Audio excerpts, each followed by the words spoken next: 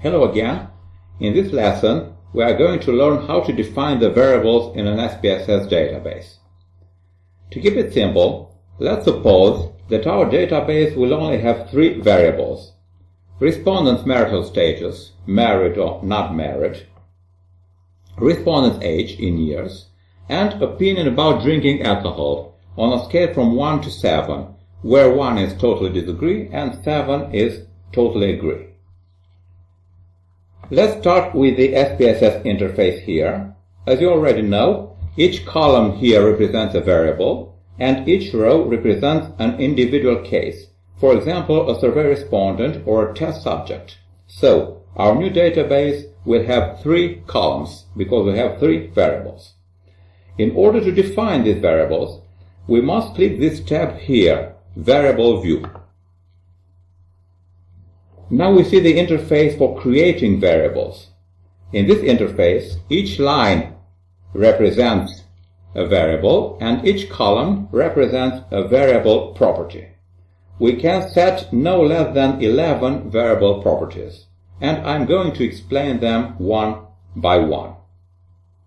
So our first variable is respondent's marital status with two levels, married and non-married. The first variable property is name. It should be short and suggestive. Also, it cannot begin with a number and cannot contain special characters like question marks, slashes, etc. Only letters, numbers, dashes, and underscores. Let's call our first variable marital. Okay. The next property, variable type. The default type is numeric, but we can change that if we want. We have to click this small button. The most popular types are numeric, string here, and date. For the marital status is a string variable, in principle, please allow me to define it as numeric. Why? Because we are going to code the true level of this variable with numbers, as you will see in a moment. So our variable is numeric here. Press OK. The next variable property is width. This property only affects string variables, not the numeric ones. It's simply the maximum number of characters allowed for the values of that variable. The next property, decimals. Obviously, this property is for numeric variables only. We don't need decimals for our numeric codes, so I'll set this property value to 0. The next property, label. Since variable names are oftentimes short and confusing, it is recommended to use the label property to enter a clear description for each variable. For this first variable, I'm going to enter here marital status in clear. Marital, just a moment, status. Okay. So anybody who uses this database knows what it's about. Let's go to the next property, values. Here we can enter the possible values or levels of the categorical variables, like marital status, for example. It is very advisable to use numerical codes for these levels, because this way entering the data will be much easier. In our example, we will code the variable levels with 1 and 2. 1 for married and 2 for not married. I'll show immediately how. We click the small button here. A new dialog box called Value Labels appears. Here I introduce the value 1, as I said, and here the level, married. Now I press this add button and the first value is added in this window here. The second value is 2 with the level not married. I can enter spaces here. Again, don't forget to press the add button to confirm this new value. That's it. We only have two levels, two values, so we can press OK. These values appear here in this field. The next property, missing values. This property is optional. If we do want to define missing values for our variable, we click here, this button. Now we select discrete and enter a missing value, for example, 0. So, when the program finds this value, it knows it's a missing value and it will not use it in the statistical procedures. We also can define a range of missing values. For example, all the values from 7 to 9, that 7 and 9 will be considered missing values. Let's press OK to confirm. The range of missing values appears here. Next property, columns.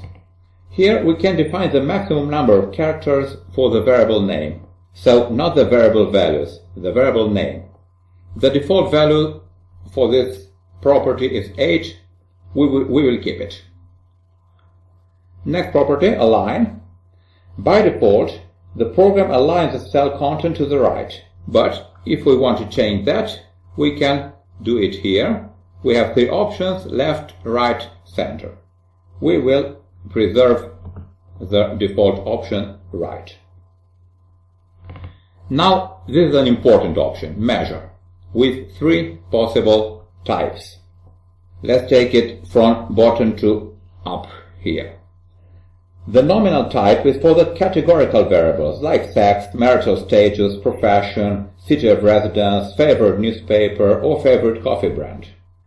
The ordinal type is appropriate when we order or classify in some way the levels of a categorical variable.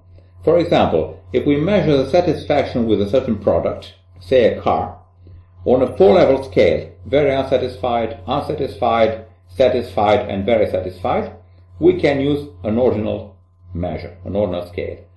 This scale will be very good for our third variable, opinion about drinking alcohol, as we will see in a few moments. And the last option here, scale, which is appropriate for the continuous or numeric variables. For example, age, number of children, salary, profit, monthly sales, height, weight, and so on. For this variable, marital status, the nominal measure is obviously appropriate. So we select it here. And the last variable property, role, I'm not going to insist here because it is very unlikely that you will really use this property. It's safe to set it to none or input for all the variables in your file. So let's set it simply to input. Okay, so our first variable is defined. Let's get to the next variables now. The next variable, you may remember, is age in years. So here the name will be age. Of course, the variable type will be numeric, again with 0 decimals, because I'm not interested in decimals. In the variable level, I will enter here in clear respondents age in years. Okay.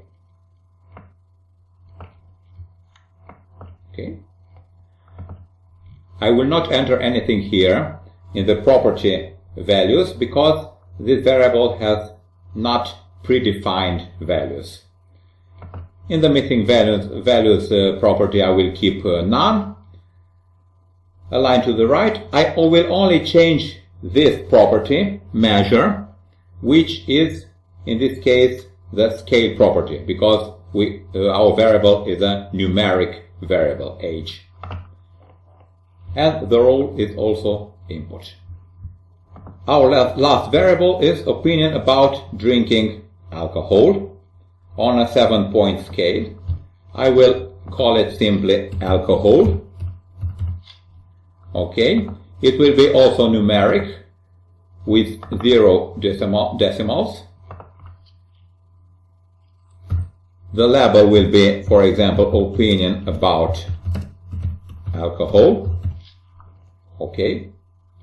Here we do have predefined values from 1 to 7, the scale levels. Let's click here to define them. So 1, the first level is, for example, totally disagree. Okay, click add. Level 2 is disagree. Level 3 is, for example, somewhat disagree. Add again. Level 4 is neutral. Level 5 is somewhat agree.